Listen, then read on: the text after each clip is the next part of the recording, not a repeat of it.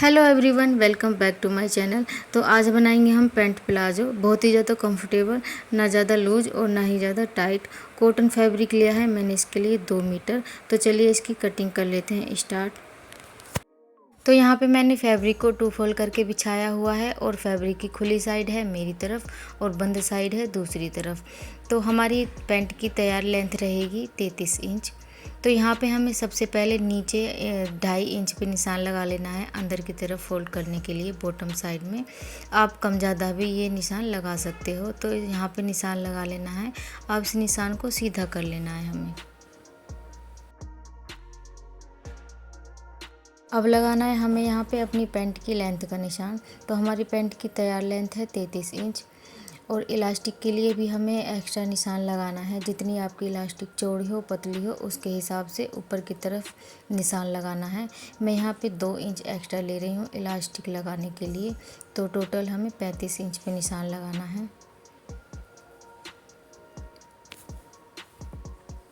अब इस निशान को सीधा कर लेना है स्केल से इस तरह से। अब हमें यहाँ पे नीचे वाले निशान को भी सीधा कर लेना है। यहाँ पे हमें हिप्स के फिटिंग के निशान लगाने हैं।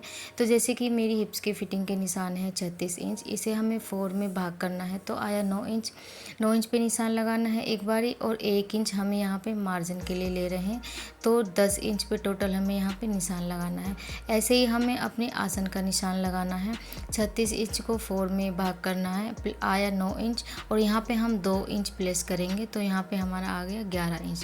तो 11 इंच पे निशान लगा के हमें इस निशान को सीधा कर लेना है और 2 इंच पे लगाना है हमें यहाँ पे क्रोच का निशान।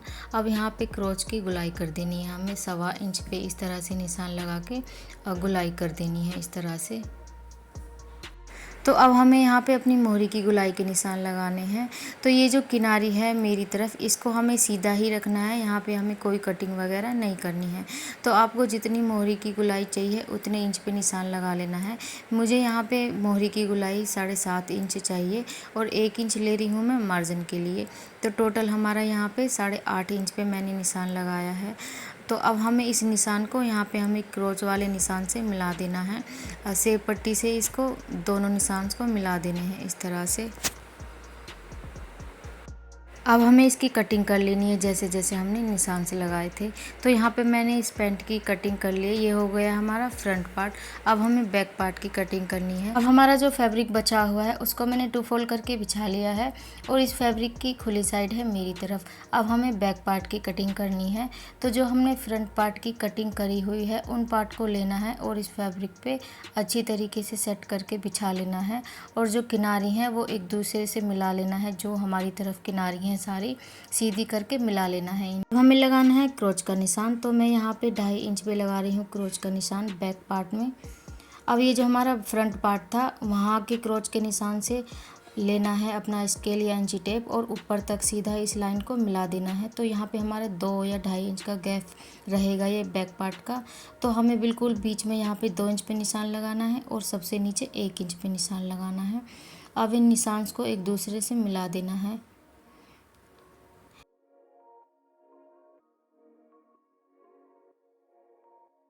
अब हमें यहाँ पे बैक पार्ट में 1.5 या 2 इंच एक्स्ट्रा लेना है ऊपर की तरफ।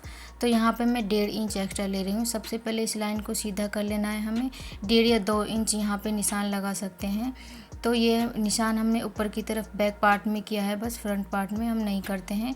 और यहाँ से सीधा हमें जो हमारी किनारी की तरफ है वहाँ तक मिला देना है इस निशान को।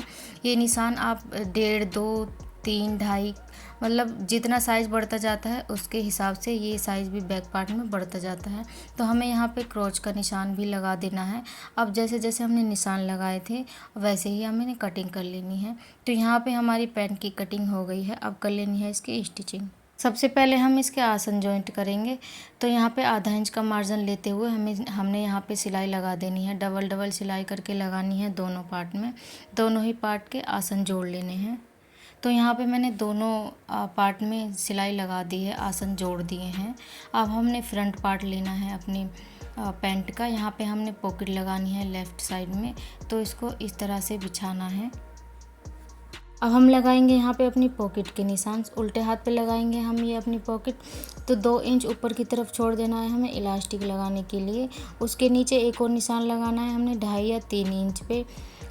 2.5-3 इंच के नीचे एक और निशान लगाना है 5 इंच पे। यहाँ पे हमारी पॉकेट का वो गैप खुलेगा। यहाँ पे आधा इंच अंदर की तरफ करते हुए यहाँ पे निशान लगा देना है।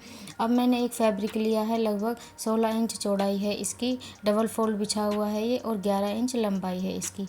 अब इस फैब्रिक को यहाँ पे इस तरह से बिछा देना है। जो हमने 3 इंच का निशान लगाया है, लगभग 1.5 इंच ऊपर की तरफ निकालना है हमें यहाँ पे फैब्रिक। ये हमारा इलास्टिक में अंदर आ जाएगा। ये जो हमारा जोड़ दिखेगा पॉकेट का, इस तरह से इलास्टिक में ये जोड़ हमारा अंदर की तरफ आ जाएगा। तो 1.5-2 इंच ऊपर की तरफ निकालना है हमने यहाँ पे ये फैब्रिक पॉकेट का। तो जो हमने निशान लगाए थे पहले, वो ही निशान लगा देने हैं यहाँ पे, और यहाँ पे सिलाई लगा देनी है हमने मशीन से। मैंने यहाँ पे सिलाई लगा दी है। अब हमें सिलाई के बाहर एक छोटा छोटा सा कट लगाना है। सिलाई से आगे नहीं जाना चाहिए हमारा कट। इस तरह से दोनों साइड में हमने कट लगा देने हैं छोटे छोटे से।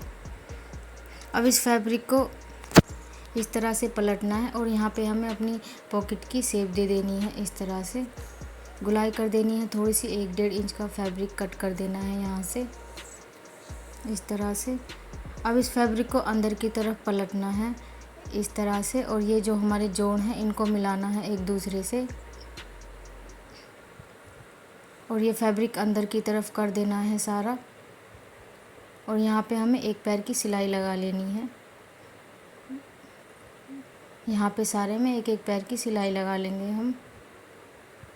तो यहाँ पे मैंने एक पैर वाली सिलाई लगा दी है पॉकेट में। अब ये फैब्रिक हमें इस तरह से पकड़ना है अंदर से निकाल के, और यहाँ पे अपनी नीचे की तरफ से ये पॉकेट में सिलाई लगा देनी है। ये जोड़ हमारा पॉकेट के अंदर की तरफ रहेगा, तो यहाँ पे सिलाई लगा देनी है हमें।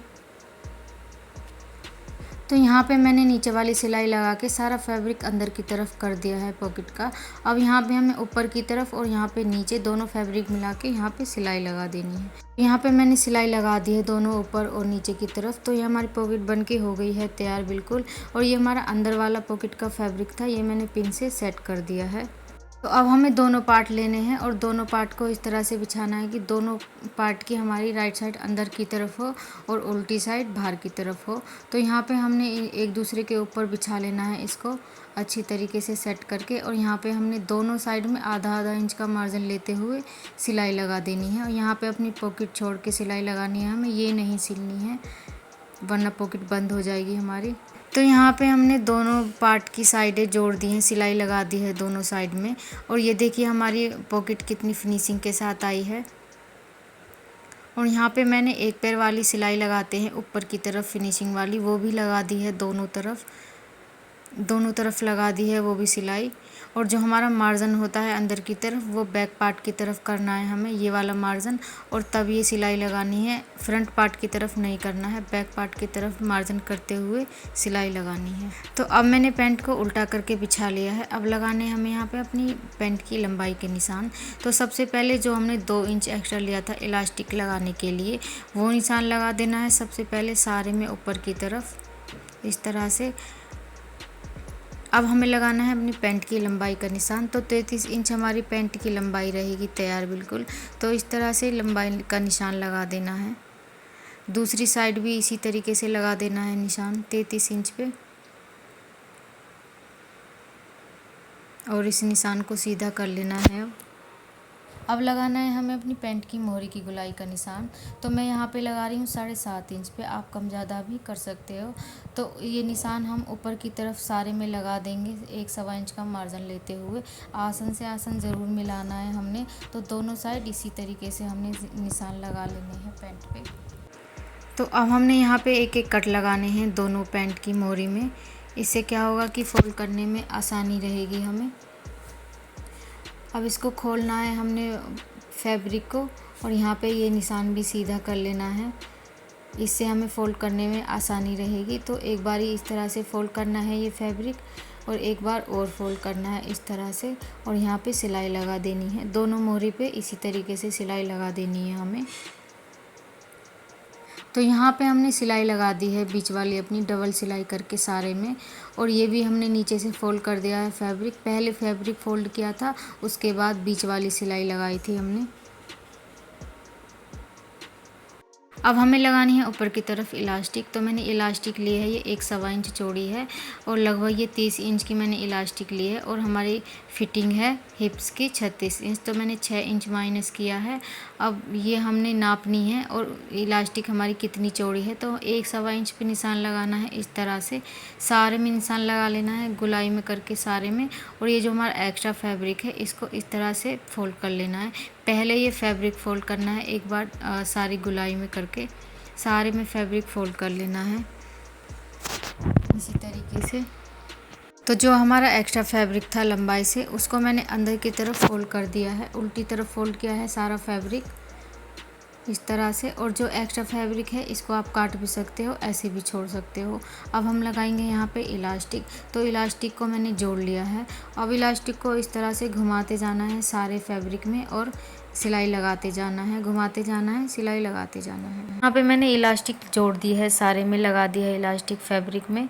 तो इसको फैब्रिक को इस तरह से घुमाते जाना है, खींचते जाना है, ताकि जो हमारी गैदर्स हैं सारी इलास्टिक में इक्वल हो जाएं बिल्कुल। तो यहाँ पे हमारी ये देखिए सारी गैदर्स इक्वल हो गई हैं।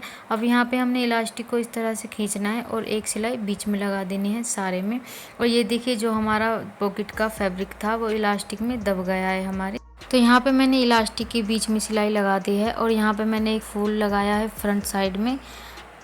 इस तरह से खींच के मैंने सारे में इलास्टिक में सिलाई लगा दी है। और ये देखिए हमारी पॉकेट भी कितनी फिनिशिंग के साथ आई है। तो यहाँ पे हमारा पैंट प्लाजो सिल के हो गया है बिल्कुल तैयार। तो ये बहुत ही ज़्यादा कंफर्टेबल बनी है हमारी पैंट। मतलब ना ही तो ये बहुत ज़्यादा टाइट है और ना ही ये बहुत ज़्यादा लूज है, और उठने बैठने में भी इससे कोई प्रॉब्लम नहीं हो रही है। तो ये आप भी बनाइए इसी तरीके का पैंट प्लाजो, अगर आपको बहुत ज़्यादा टाइट पहनना नहीं पसंद है और प्लाजो भी बहुत ज़्यादा लूज पहनने नहीं पसंद है, तो इसी तरीके से बनाइए आप भी। अगर आपको कोई कुछ भी समझ में नहीं आता है तो आप कमेंट करके भी मुझसे पूछ सकते हैं। तो वीडियो को कर दीजिए लाइक और मेरे चैनल को कर लीजिए सब्सक्राइब। सो मिलते हैं किसी और एक वीडियो में, तब तक के लिए bye bye. Thanks for watching.